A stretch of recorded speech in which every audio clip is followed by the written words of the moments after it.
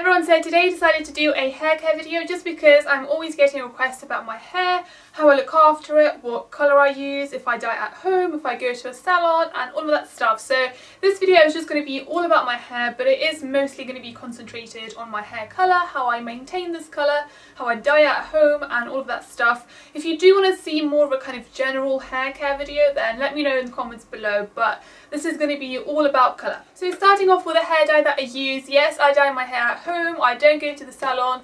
I found over kind of years and years of trial and error that I get the best colour at home. In a salon they never kind of seem to get a natural colour. If they do highlights, well, it looks kind of a bleached blonde, so it looks overly, it's just too light and too fake. And if they use just a hair dye, it always goes yellow or orange, and I just never seem to get a proper kind of a nice natural blonde colour in a salon. So I've been dyeing my hair for a few years at home and I really like the results that I get. So my favourite hair dye at the moment, and this I did a review on, so I'll link that in the info bar for you guys if you want to see more of a detailed kind of explanation about it.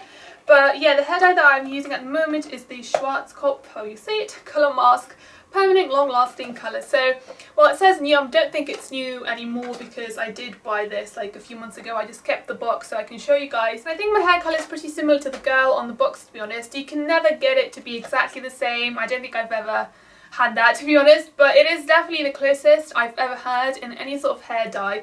I think my hair is just a tiny bit more yellow, but it's still the same kind of shade, the same family, so that's probably why I like it so much, just because I get the exact colour like you see on the box. I do want to also mention that my natural hair colour is a kind of dirty blonde. It used to be a light blonde and it just gets darker every year, so to be honest, at the moment I'm not even sure what colour it is. You can kind of see my roots, but because I haven't had my natural hair colour kind of all along the length, that I don't even know what colour it is, to be honest. But it's like my eyebrows, it's like my roots, hopefully you can see. So yeah, I use this hair dye, it's my favourite. I would really recommend it if you're looking for a nice ashy blonde shade. You don't get any brightness at all, but one tip or kind of trick that I do use is that I leave the hair colour on, or the hair dye, for an hour instead of half an hour. I think they say to leave it on for 30 minutes.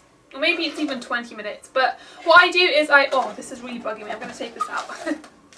So what I do is I always leave it on for an hour or twice as long as to what kind of they say on the instructions.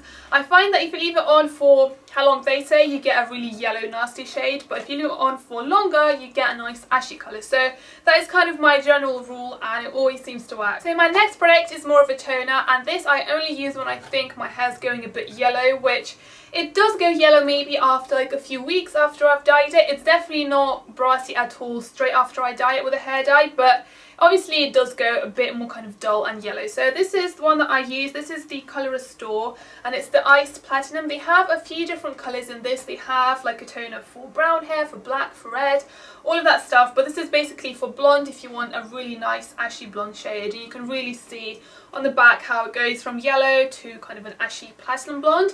And this, to be honest, out of all the toners that I've tried, this is the best one. It really seems to work. It's obviously a really kind of dark purple sort of shampoo because obviously purple does go against yellow. So this is what it looks like inside.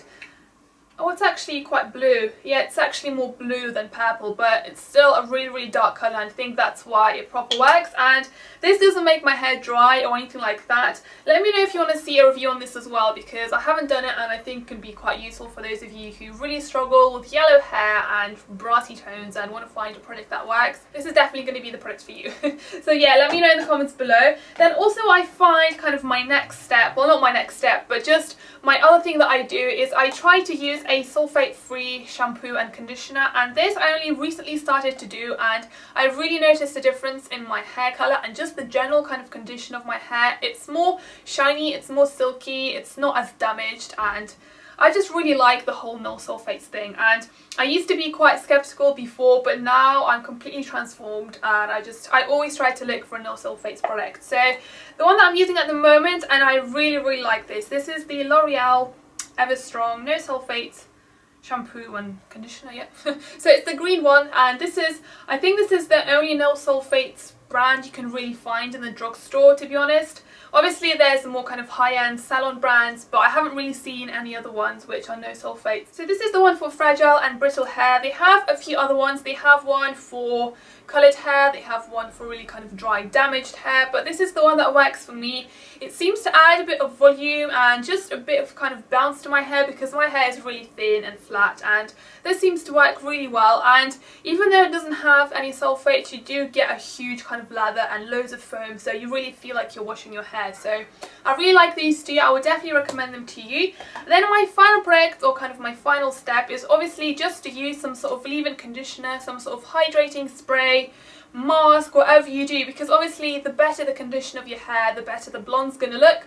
I find that if your hair is quite damaged and brittle, it's almost matte, and if it's not shiny, then it looks a bit more yellow, if that makes any sense. If it has that sort of shine, glossy effect, then it reflects the sun and it looks more light and more ashy. I hope that makes sense. What am I going on about? So the two products that I chose to show you guys, one is also from the L'Oreal range, and this is actually the one for coloured and weakened hair, and it's just a lasting moisture leave-in cream. And they say that it's a cream, but it's almost like a jelly serum texture. That's why I like it. It's a really light texture and it really goes into the hair.